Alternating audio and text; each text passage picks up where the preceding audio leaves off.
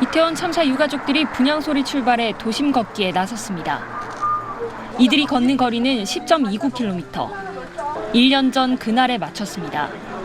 가족들과 추억이 깃든 장소를 예전처럼 걸어보고 시민들에게 그날을 기억해달라 말하기 위해서입니다. 10월이 되니까 유가족들이 너무 부대껴요.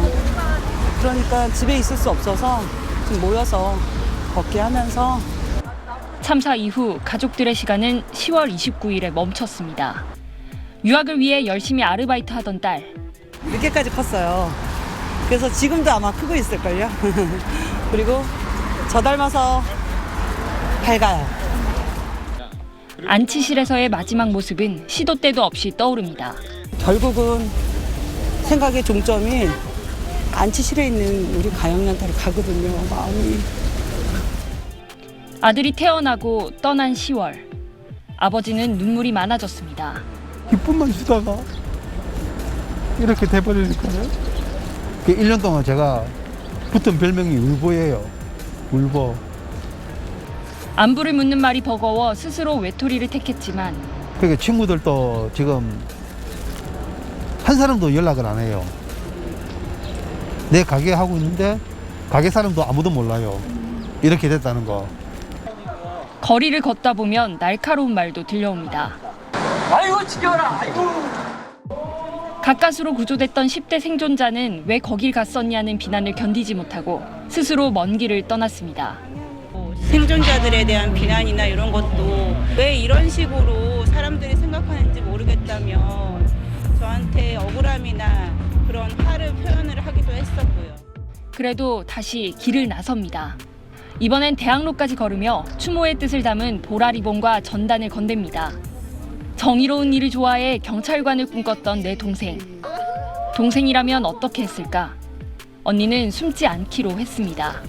내가 숨으면 숨을수록 2차 가해가 더 심해지더라고요. 그래서 이대로만 있으면 안 되겠다 싶어서 자꾸 밖으로 나오려고 했고. 같은 참사가 더는 없어야 하기 때문입니다. 안전 사이를 만드는데 어떻게 할 건가.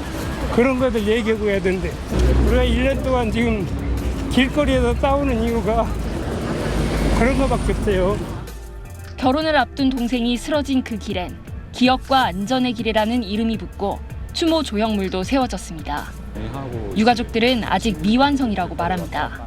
조사와 수사는 했지만 정확한 규명은 되지 않았다라고 얘기를 한 부분이거든요. 그래서 그러한 부분이 완전히 끝났을 때 완전한 기억과 추모의 공간으로 멈춰버린 진상조사와 아직 이뤄지지 않은 책임자 처벌, 독립적 조사기구 설치를 위한 이태원 참사 특별법이 국회를 통과할 때까지 유가족들은 걷고 또 걸을 생각입니다. 아들하고 같이 걷는다는 느낌으로 걸으니까 뭐 하나도 힘든 거 모르겠어요. SBS 박서경입니다. 이태원 참사 유가족들이 서울 용산구청 앞에 모였습니다. 업무상 과실치사 혐의로 구속됐다 풀려나 업무에 복귀한 박희영 구청장의 사퇴를 촉구하기 위해서입니다. 가장 인파가 많은 헬로윈 주간 토요일에 자리를 비웠습니다. 당직실은 소방당국의 긴급 연락에도 부재 중이었고 150명 넘게 숨진 참사가 벌어진 지 1년. 참사의 책임으로 박 구청장과 이임재 전 용산서장 등 6명이 구속 기소됐는데 모두 보석으로 풀려났고 박 구청장 등 2명은 업무에 복귀했습니다.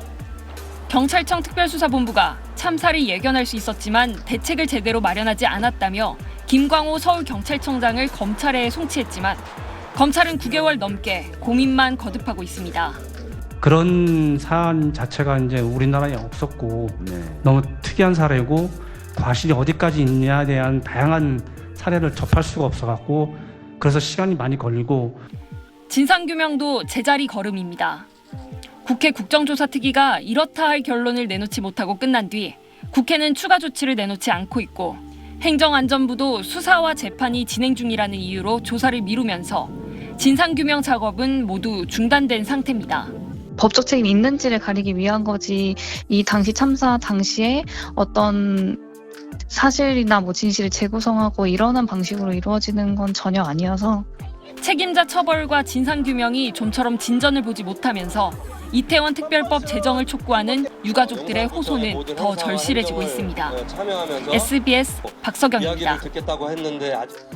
30제곱미터, 채 10평이 안 되는 좁은 골목길. 지능형 CCTV가 실시간으로 단위 면적당 사람 수를 집계하더니 골목길 안에 사람이 90명, 즉 제곱미터당 3명을 넘기자 해산하라는 방송이 나옵니다. 거리는 현재 인구 밀집도 주의 단계입니다. 현 지역을 벗어나 우회하여 이동하기 바랍니다. 120명이 넘자 지자체 현장 대응 조각. 150명으로 1제곱미터당 5명인 심각 상황이 되자 경찰과 소방까지 출동합니다. 실시간으로 밀집도를 계산하고 주의, 경계, 심각 단계에 맞춰 빠르게 인력을 투입하기 위한 훈련으로 모니터링은 각 구청이 주로 맡지만 서울시와 경찰, 소방이 함께 대응합니다. 전문가들은 그러나 애초에 시나리오를 만들어둔 훈련만으론 실제 상황에 대비하는 데 한계가 있다고 지적합니다. 미국 등 선진국은 불시에 훈련을 실시하고 실제 재난에 적용 가능하도록 훈련이 이루어지고 있는 반면에 우리나라는 아직까지 대부분이 시나리오가 짜여진 훈련. 이태원 참사 당시 가장 뼈아팠던 중환자 우선 이송 등 병원 이송 체계를 완비해 훈련에 포함해야 한다고 덧붙였습니다. 경상자를 가까운 병원에 먼저 이송하다 보니까 결국 중상자는 먼 병원을 찾아서 제때 치료를 하지 못하는 그런 문제점이 발생이 됐습니다. 이번 훈련에는 그런 내용은 전혀 들어가 있지 않았다는 거죠. 서울시는 오늘 훈련을 바탕으로 헬로윈 기간 사람이 많이 몰릴 9곳을 집중 감시하고 올 연말엔 71곳까지 모니터링 대상을 늘릴 방침입니다. SBS 신용식입니다. 서울시는 오늘 오후 2시 건대 마세거리에서 지능형 CCTV를 활용해 위험 징후를 미리 찾는 인파 감지 시스템을 점검했습니다. 단위 면적당 인원을 자동으로 측정하는 지능형 CCTV 25대에서 송출되는 영상을 확인하고 비상벨 작동 여부도 점검했습니다. 인파 감지 시스템을 활용한 유관기관 합동 실전 대응 훈련도 실시됐습니다. 30제곱미터 정도 되는 좁은 골목에서 인파를 해산하는 훈련을 진행한 겁니다. 인파 밀집 위험 단계를 1제곱미터당 3명인 주의, 제곱미터당 4명인 경계, 5명인 심각, 이 3단계로 구분하고 약 150명이 골목에 몰리는 심각 상황까지 연출했습니다.